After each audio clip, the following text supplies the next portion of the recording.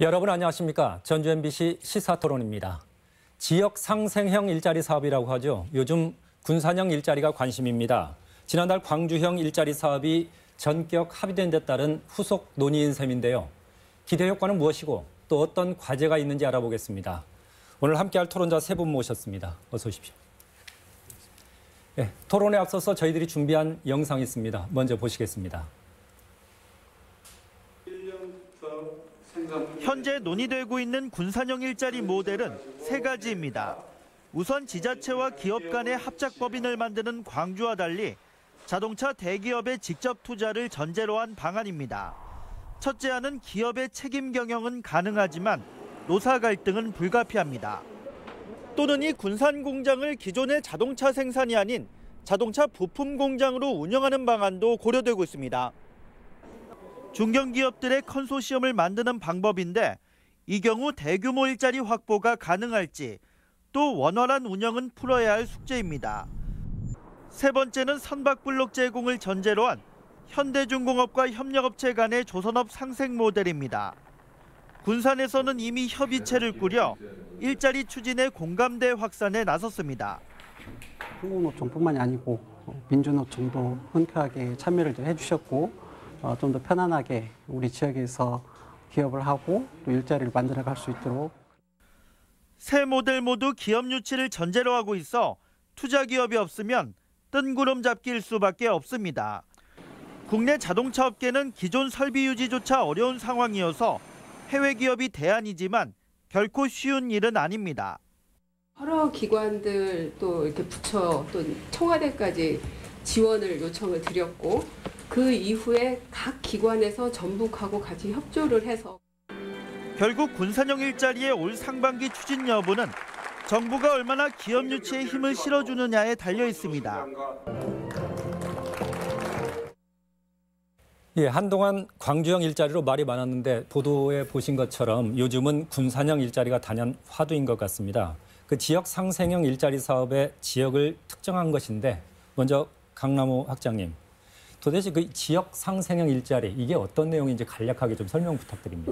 그러게요. 뭐 여러 가지 다양한 이야기를 하고 있습니다만은 지금 그 타결이 된 광주형 일자리를 기본 모형으로 이 얘기를 드린다고 하면 그 지역 경제를 활성화하기 위해서 노사 민정이 대타협을 하고 그걸 바탕으로 해서 이제 지역에 기업을 유치함으로써 지역의 그 새로운 일자리를 창출하는 그런 뭐 일자리 사업 모형이다 이렇게 할 수 있는데요.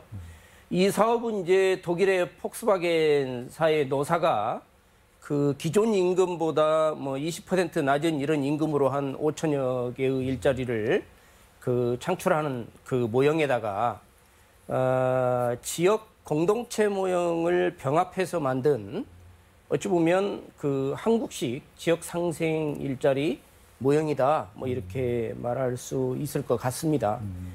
그래서 이제 이 사업의 특징은 지자체가 그 지역 투자를 이끌기 위해서 현금이나 현물을 출자하고 투자 기업과 함께 이제 합작 회사를 만들어서 일자리를 창출하는 이런 모형인 반면에 또 한편으로는 그 노사 민정의 대타협 하에서 보다 좀 탄력적인 선진형 그 임금 체계가 구축돼야 되는 이런 필수적인 그런 사업의 특성을 갖고 있고요.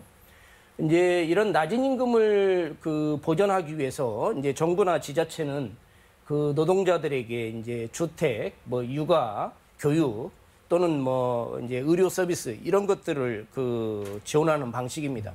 광주형 일자리의 경우를 보면 근로자의 그 평균 초임은 한 3,500만 원, 그리고 주택 임대 이런 복지 비용으로 연간 한 1,000만 원, 그리고 세금 공제로 한 800만 원 이렇게 지원하고 추가로 이런 육아, 교육, 의료 서비스 등을 이렇게 지원하는 이런 방식으로 운영이 되고 있습니다. 예, 알겠습니다. 그 뒤에서 그 세부 사항에 대해서는 추가로 논의를 하기로 하고요.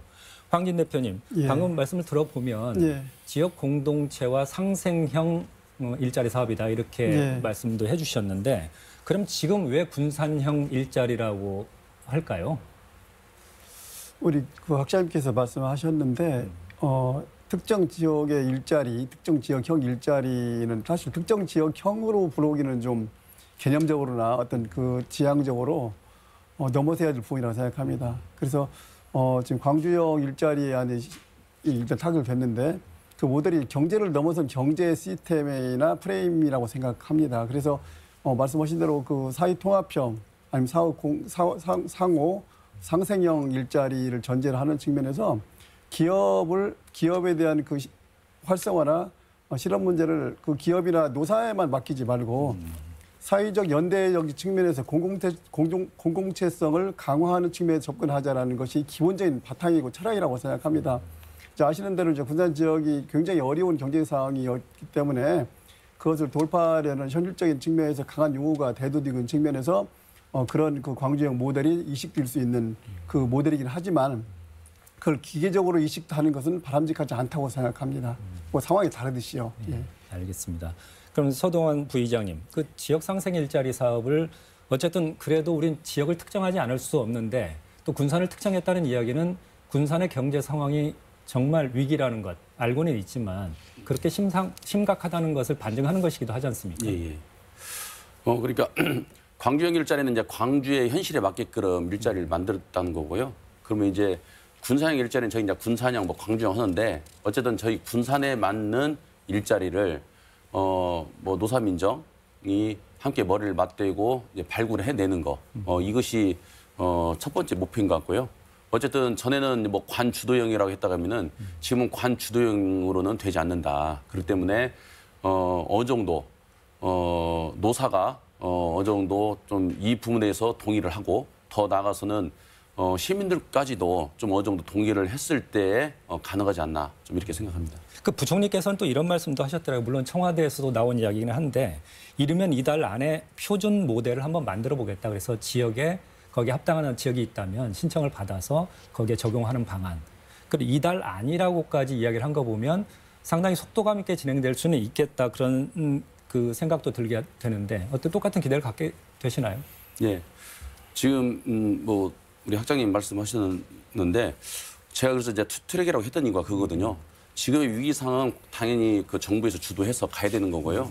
그리고 두 번째로 광주형처럼 4, 5년을 좀 두고 봐야 되는데 이게 관주도형이 되면 안 된다 했던 이유가 뭐였냐면은 현대중공업 같은 경우가 사실 군산에 유치가 되고 했을 때 관주도형, 완전 관주도형이었습니다. 원래는 거기가 4개 필지로 나눠져 있던 필지를 어떻게 보면 현대중공업한테 특혜를 준 거죠. 한 개 필지를 통합을 해주면서까지도 현대중공업 유치를 했고 뭐 59초를 했다. 그리고 뭐 지자체장은 자기가 했다. 국회의원은 자기가 했다. 도지사는 자기가 했다. 했단 말이에요. 근데 이미 그때 10년 전에 이미 이런 사항을 예측을 했었어요.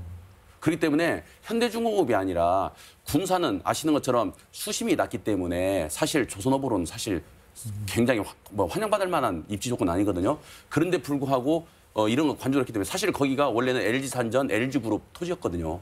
그럼 예를 들어서 원래 토지 목적대로 LG라든지 이런 기업들을 유치했으면은 어떻게 됐을까라는 생각을 하는 거예요. 그래서 때문에 이런 의견들을 관에서 일방적으로 전시행정용으로 하는 것이 아니라 좀 지역의 의견들 그리고 전문가 의견을 들어서 했으면 좋겠다. 이제 이건 거고요. 지금 중앙정부에서는 어쨌든 각 지자체에서 어떤 것들을 그 지자체에서 할 건지를 좀 안을 내라건데 이 안을 지금 만들어야 되잖아요. 이 만드는데 누가 만들 거냐 이거예요. 그러면 관주도형이라면 또 관주도형 같은 경우는 또 관에서 바라보고 있던 어떤 형태로 해서 낼 수밖에 없는 거거든요. 그래서 지금 군산 같은 경우도 작년부터 노사민정을 지금 만들어서 실무예배도 만들고 하고 관뿐만이 아니라 노사 그리고 뭐 민간인들까지도 다 시민단체나 이런 분들까지 참여해서 그럼 우리 군산에 맞는 것이 뭐가 있겠냐라는 것들이 이제 의견을 듣기 시작을 했어요. 그래서 이것들을 좀 더 확대를 해야 된다. 다양한 의견들이 있을 수가 있으니까. 그래서 그 중에서 우리가 좀 어떻게 검증을 통해서 골라내서 진짜 노사민정이 어느 정도 동의할 수 있는 이런 사업을 정부 안에다가 올렸을 때 이게 더 시민들의 공감대 형성돼서 더 힘있게 가지 않겠는가 좀 이렇게 생각합니다. 알겠습니다. 그러니까... 지금 세 분 다 제가 한번 정리를 해보겠습니다. 세 분 다 지금 공통적으로 말씀하시는 거는 군산형 일자리 사업에 대한 판은 일단 1차적으로 깔린 걸로 보고요. 그러면 이 조건을 기본적으로 충족시키기 위해서는 어떻게 해야 되느냐. 가장 중요한 거는 일단 사업 부문을 먼저 좀 선점하는 거 내지는 선택하는 것인 것 같은데요. 좀 그러면 방금 앞서 보도에서는 보면 3가지 정도를 제시를 했는데 이 3가지 방안에 대해서는 어떻습니까? 뭐 일단 다들 공감할 수 있는 부분이긴 하죠.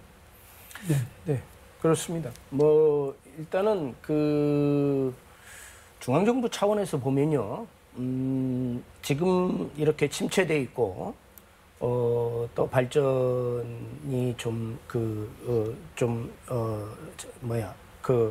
활력이 떨어져 있는 이런 지역을 소위 경제를 활성화시키고 또 국가 균형 발전 차원에서 뭐 예타면제 사업도 얼마 전에 발표를 했습니다마는 사실은 이런 지역 상생형 일자리 정책도 이제 그런 차원에서 보고 있다 이렇게 이제 볼 수 있는 거고요.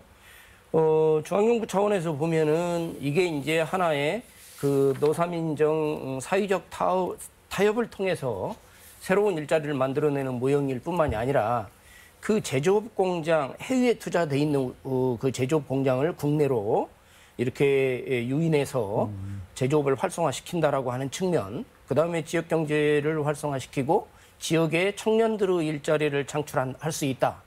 자, 이런 차원에서 지금 중앙정부는 이런 사업을, 그러니까 지금 광주형 일자리 모형은 자동차 사업에서 시작이 됐지만 더 많은 사업 부분으로 확장을 시키려고 하는 그런 정책 의도를 갖고 있는 거고요. 두 번째로는 이제 광주라고 하는 지역을 더 많은 지역으로 확장시키려고 하는 이런 정책 의지를 갖고 있다라는 것이 굉장히 중요한 핵심입니다.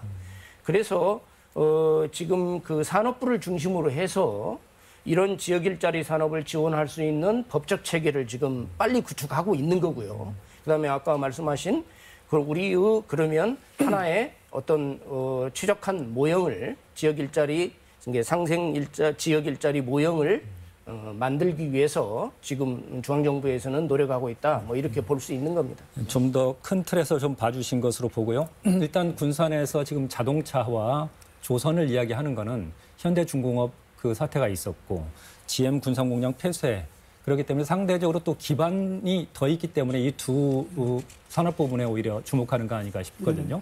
어떻습니까? 이 부분이 가장 유력하다고 봐야죠, 현재는?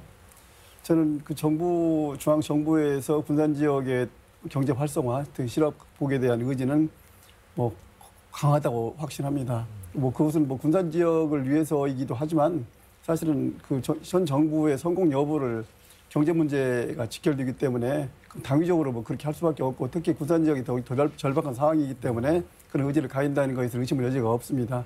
그런 측면에서 대기업 유치에 대해서 의지를 가지고 있는 걸 전제하고, 그러니까 총리실이나 청와대에서 그런 발표를 한 것 정도를 미루어 짐작한데, 그런 정도의 부처에서 이렇게 공개적으로 언론에 발표한 것은 결과를 딱 드러내고 얘기할 수는 없지만 물밑에서 상당한 정도의 진전이 이루어지지 않는가 추측하고 기대도 또는 합니다. 또 현실적으로 그런 대기업 유치는 지방정부 차원에서 쉽게 이루어질 수 없는 일이라고 생각하고 정부 의지에 강력하게 실려 있어야 되고 실릴 거라고 생각하면서 환영합니다. 근데 한편으로 생각할 때도 위험할 수 있는 것은 지금 사실은 군산에 문제가 된 것은 주요한 대기업 2개가 빠져나가면서 문제가 발생했듯이 그런 문제가 다시 발생하지 않으라는 보장이 없습니다. 그런 측면에서 지금 상황이 진행되고 있는 대기업 유치를 통한 군산 경제 회복에 대한 방향은 한편으로 진행하면서도 또 대안적이고 또 조화로운 또 다른 방식의 대안이 마련돼야 된다고 생각합니다. 그것은 저는 개인적으로 그것은 뭐 개인의 어떤 확신이기도 하지만 지역에 대해 일어나는 그 공동된 견해이기도 한데, 지역에 맞는 군산 지역이 갖는 특장점들을 살릴 수 있는 산업을 개발하고 활성화시켜서 그걸 가지고 다른 지역과 국제적으로 경쟁을 해야 된다. 실제적으로는. 그래서 이번에 군산 지역이 굉장히 어려운 상황에 빠져 있는 것은 참 가슴 아픈 일이긴 하지만, 옛말에 뭐 넘어진 김에 쉬었다 가라 했듯이 이런 상황에서 군산 지역의 경제 생태계를 시스템을 새롭게 시작하는 좋은 계기로 삼을 수 있는 출발점을 들 수 있다. 전화위복의 계기로 삼아야 된다. 우리는 반드시 그런 측면에서 지역 산업을 좀 활성화시키자, 더 발굴하자. 그런 쪽의 노력도 똑같이 대기업 유치의 노력 이상으로 기울여야 된다고 저는 봅니다.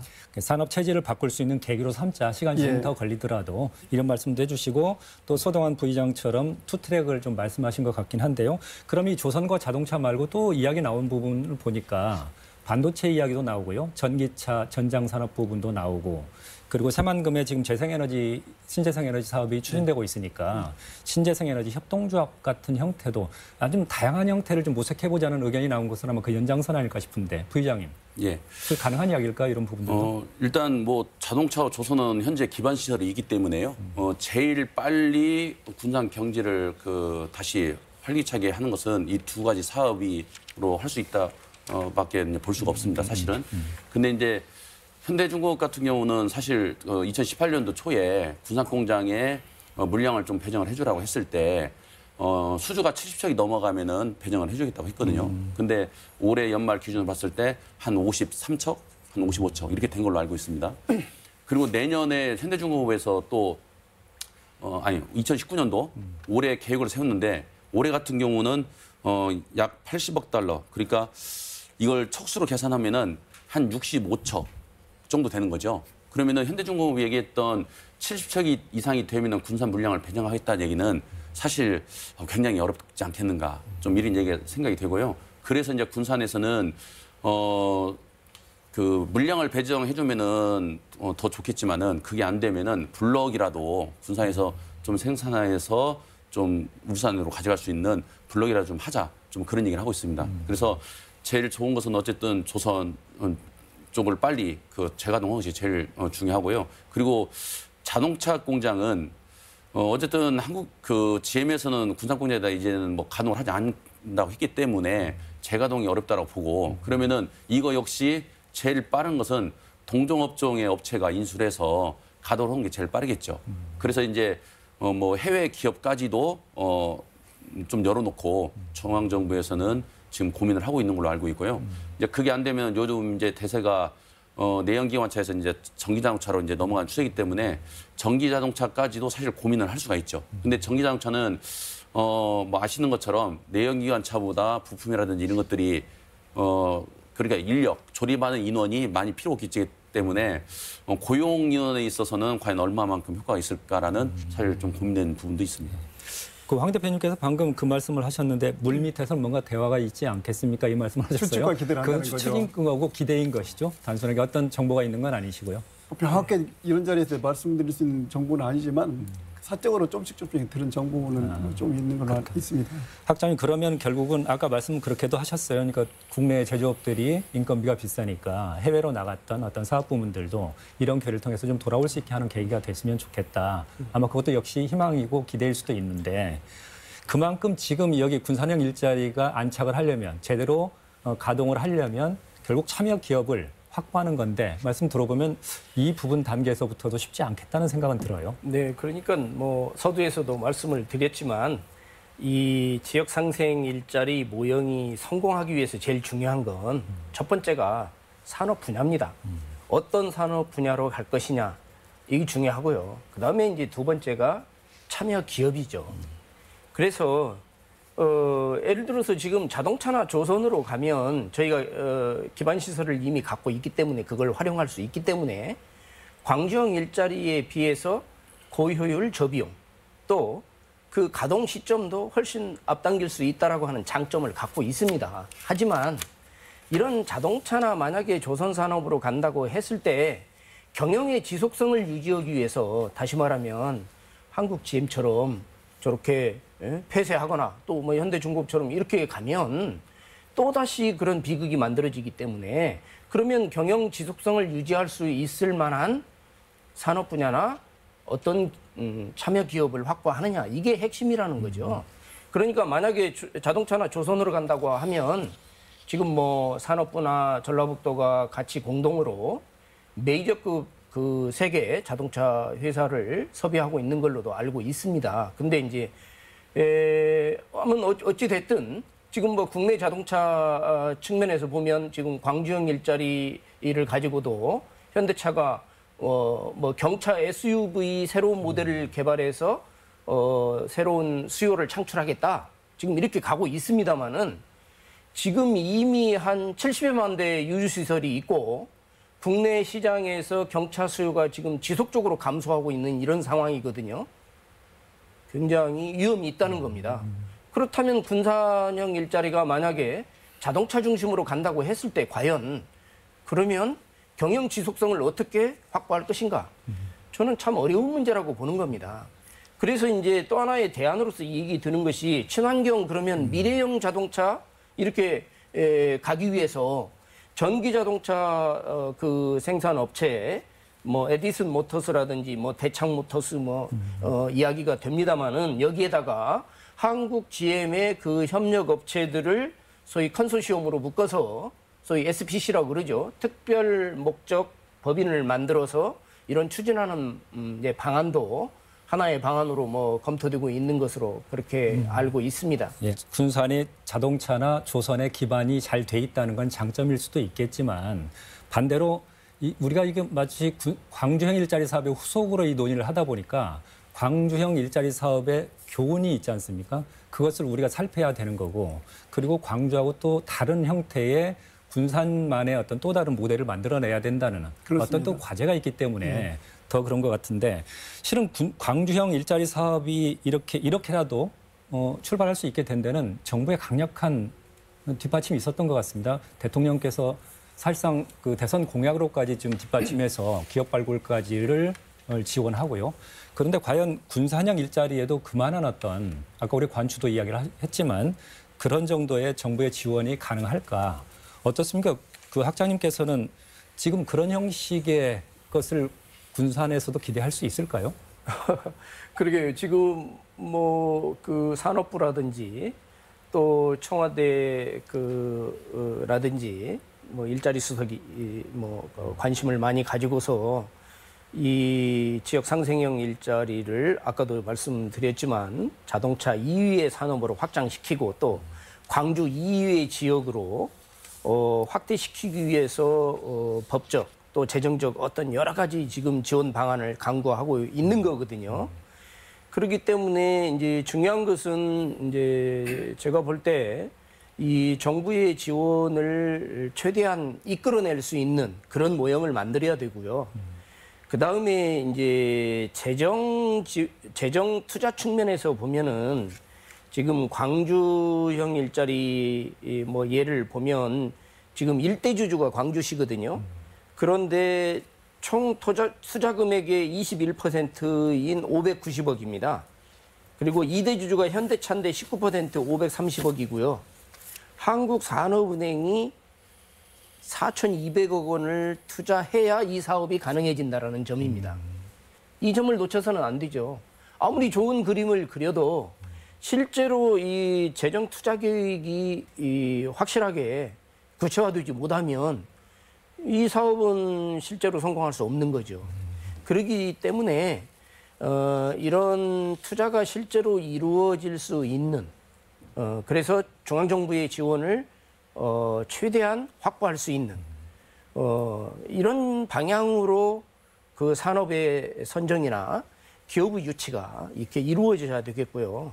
우리 이제 전라북도 그 산업의 경쟁력 강화 측면에서 보면은 지금 자동차 산업, 신재생에너지, 그 다음에 지능형 기계 부품 산업이 가장 산업 간 그 주력 산업으로서 연관성이 높은 것으로 이렇게 분석이 돼 있습니다.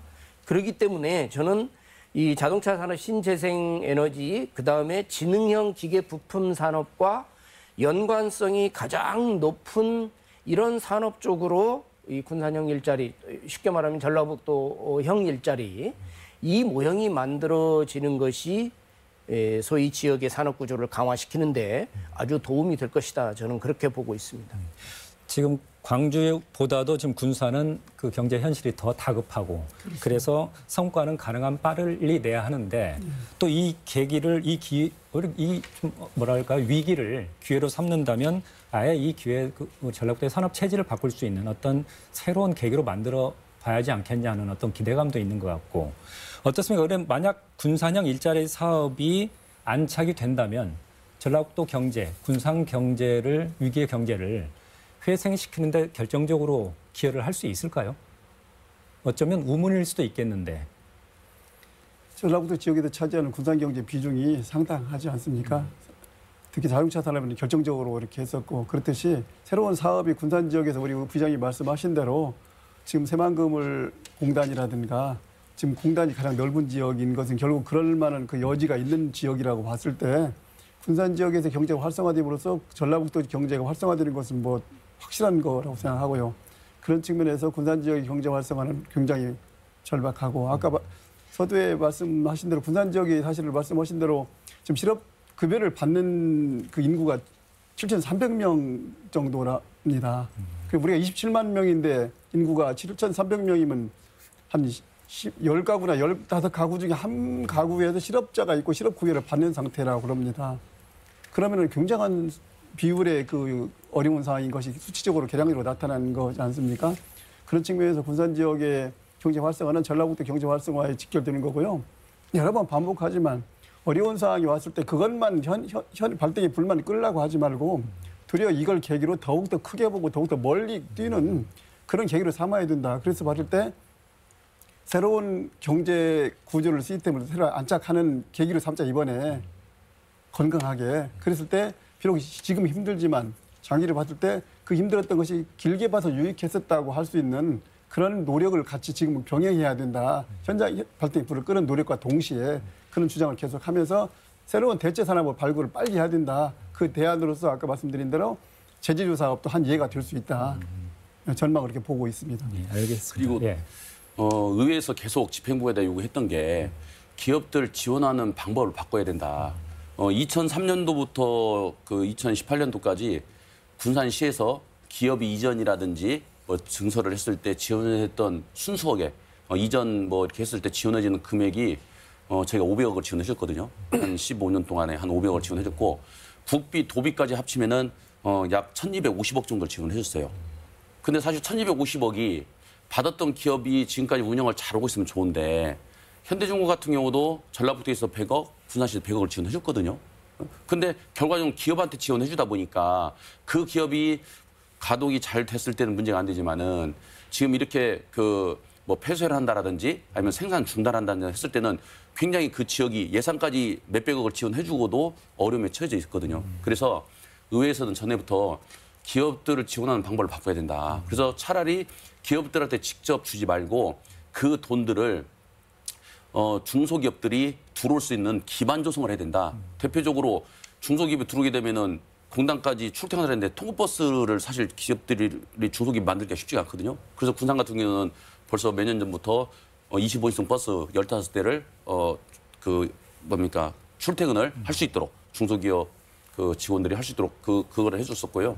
그리고 노동자들 자녀들 대기업들이야 뭐 복지가 좋으니까 자녀들한테 학자금을 주는데 중소기업은 그럴 수 있는 여력이 없거든요. 그러면 이런 일정 부분도 우리 군산시에서는 조례를 만들어서 이미 지원해주고 있고 올해 같은 경우도 지금 4천만 원을 세워서 100만 원씩 그 40명한테 지금 지원을 작년에도 했고 올해도 할 계획이고요. 그리고 이제 더 나아가서는 또 이제 기숙사 문제거든요. 그래서 우리 시에서는 그 오시도동에 있는 원룸들 이런 것들을 뭐 전세라든지 뭐 임대를 해서 그것들을 지원해줘서 이분들이 실 이용 금액만 내서 이용하게끔 하는 이런 것들. 그래서 기업들한테 직접 지원해주는 것보다 그런 기반 조성을 더 확대해서 기업들은 경기가 좋을 때는 들어와서 공장을 가동하지만은 또 기업의 상황에 따라서 어려우면 떠날 수도 있거든요. 그러면 떠났을 때 또 다른 기업이 들어왔을 때 그 시설, 기반 시설은 그대로이기 때문에 그걸 그대로 이용할 수 있지 않겠는가. 그래서 이런 부분들을 좀 다른 지역하고 차별화를 돼서 해야 된다 생각합니다. 제가 앞서서 그 군산형 일자리 사업의 확산 효과, 그 후방 연관 효과든 뭐 전방 연관 효과든 말씀을 드렸던 이유는 그 교수님께서 말씀하셨을 때 그 산업은행에서 4,200억 원 정도를 부담하게 된다고 광주형 일자리 사업. 결국 이게 공적 자금일 것이고 결국은 국민의 혈세일 수도 있지 않습니까? 그랬을 때 이것을 살피지 않을 수 없다는 생각이고요. 어쨌든 우리 군산형 일자리 그리고 분명 절박하고 또 기대감도 높습니다. 그런데 실현까지는 과제가 만만치 않아 보이기도 하는데요. 좀 시간이 다 됐습니다. 그래서 제안이 있으면 마무리 말씀으로 들으면서 이 시간 마치도록 하겠습니다. 먼저 황희연 대표님께서. 아까 정부의 개입에 대해서 이제 우려와 어떤 기대를 동시에 가지고 있고 특히 이제 그 아까 산업은행 예측되는 투자 부분에 대해서 세밀하고 좀 심중한 검토가 필요하다는 것은 뭐 당연히 동의합니다. 그럼에도 불구하고 이게 뭐 지방 방송이기 때문에 이런 얘기를 하는 것이 과연 의미가 있겠는가 싶지만 그리고 방송이기 때문에 말씀드리면 저는 개인적으로 그 정부가 경제 부분에서 직접 강력하게 개입을 해야 된다고 생각합니다. 광주형 일자리라는 것의 모델이 그 폭스바겐사의 아우토 5천의 근거가 돼서 사실은 시작한 것이긴 하지만 더 역사적 연원을 거슬러 올라가 보면 세계적 대공황 때 그 루스벨트 대통령이 뉴딜 정책을 시행해서 그 정말 미국을 굉장히 그 세계 최고의 그 나라로 만드는 결정적인 계기를 만들었던 것처럼 정부가 어떤 의지와 철학을 가지고 경제 부분에 방임하지 말고 적극적으로 개입해서 경제 어려움을 돌파해내야 된다고 저는 봅니다. 강남호 학장님. 예, 좋은 말씀들 많이 하셨는데 사실 우리 그 대한민국 사회에서 이 지역의 문제는 본질적으로 수도권에 모든 것이 집중되어 있다라고 하는데 문제의 출발점이 있는 겁니다. 그러니까 그러면 왜 수도권에 모든 게 집중되는가? 왜 되겠습니까? 소위 기간 투자가 잘 돼 있기 때문이죠. 다시 말하면 물적 자원이나 인적 자원이 풍부하게 소위 집적돼 있다라는 이야기입니다. 그렇기 때문에 지금 말씀하신 예타 면제라든지 또 예차제도 개선 또 이런 지역 상생형 일자리 정책을 통해서 분산시키겠다라는 거죠. 그리고 그것을 이제 국가 균형 발전으로 연결시키겠다. 이 큰 차원에서는 그렇게 봐야 됩니다. 그렇기 때문에 사실은 이제 제가 그 얼마 전에 그 전국 공시지가가 발표가 됐는데요. 전국 평균이 9.42% 상승한 것으로 나타났거든요. 근데 전북 여기 군산 지역은 오히려 1.13% 소위 공시지가가 떨어진 것으로 이렇게 나타나 있습니다. 자, 이런 것이 심각한 겁니다. 그러니까 이것은 자산 가격의 하락을 의미하는 거거든요. 이렇게 자산 가격이 하락하는데 누가 이 군산 지역에다가 투자를 하겠느냐 이 말입니다. 수도권에 가서 공장 지으면 몇 년 지나면 지가 상승만 하더라도 영업이익보다 더 많은 이익을 발생시킬 수도 있습니다. 그 다음에 고급 인력들, 고급 연구원, 전부 기업의 고급 인력이나 또 중요한 연구소들이 전부 수도권에 집결돼 있습니다. 그러니까 그런 고급 인력들이 지방으로 내려올 수 없다라는 것이죠. 그러니까 투자가 안 되는 겁니다. 그래서 이런 근본적인 소위 기반 문제, 이런 것들을 해결하기 위해서는 소위 시장의 원리로는 해결할 수 없다라는 거죠. 그래서 중앙정부가 이런 소위 기반 시설을 확장하고 분산시키는데 적극 정책적으로 의지를 가져야 된다는 것이고요. 그래서 우리는 이런 기회를 활용해서 우리 그 군산형 일자리 모형을 잘 만들어서 성공을 시켜야 되겠고요. 이 군산형 일자리가 우리 전북 지역의 그 산업 구조를 강화시킬 수 있는 그런 지역에 특화된 그런 상생형 일자리가 될 수 있도록 잘 만들어야 되겠고 또 성공하기를 기대합니다. 서동원 부의장. 예. 조금 전에 학장님께서 근본적인 문제를 정확하게 지적을 하신 것 같아요. 그래서 수도권 집중형이 아니라 지방으로 좀 분산을 시켜야 되는데 그래서 이제 세종시도 이렇게 지금 만들어지고 그렇지 않습니까? 좀 그게 돼야 되는데 그것은 중앙정부에서 좀 강력한 의지를 가지고 해야 될 필요성이 있다 이렇게 보고요.